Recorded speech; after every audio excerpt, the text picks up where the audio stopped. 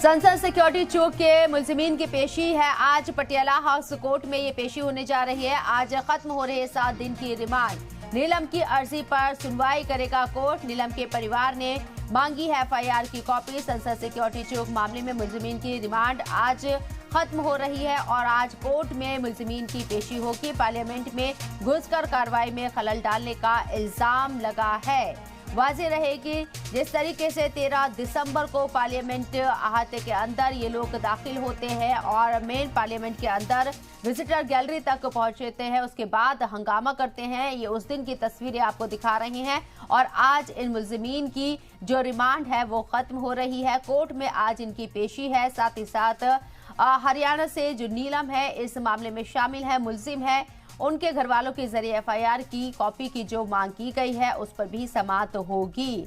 वाज़ेह रही कि 13 दिसंबर को 2 लोग पार्लियामेंट की विजिटर गैलरी में दाखिल होते हैं। तमाम सिक्योरिटी बैरियर जो लगे हुए हैं उनको क्रॉस करते हुए, लेकिन ये बड़ी चूक सिक्योरिटी की मानी जा रही है क्योंकि ये लोग सिर्फ पार्लियामेंट के अंदर विजिटर गैलरी में दाखिल ही नहीं होते हैं, बल्कि इन 2 लोगों के जरिए, जिसमें एक का नाम सागर बताया जा रहा है, उसके जरिए अपने जूते के अंदर एक स्मोक क्रैकर छुपाकर ले जाया गया और बाद में पार्लियामेंट के अंदर जहां सांसद खिताब कर रहे थे उस जगह पर पहुंचकर उस स्मोक को, धुएं के गुबार को उड़ाया गया। उस स्मोक क्रैकर के जरिए अफरा तफरी मचती हुई नजर आई। और आपको ये भी बताएं कि 2 लोग पार्लियामेंट के बाहर एहतजाज कर रहे थे, जिसमें नीलम नाम की जो खातून है वो भी शामिल थी। और अब नीलम के घर वालों के जरिए एफआईआर की कॉपी का मुतालबा जब किया गया तो उसके बाद अब कोर्ट इस पर भी सुनवाई करेगा आज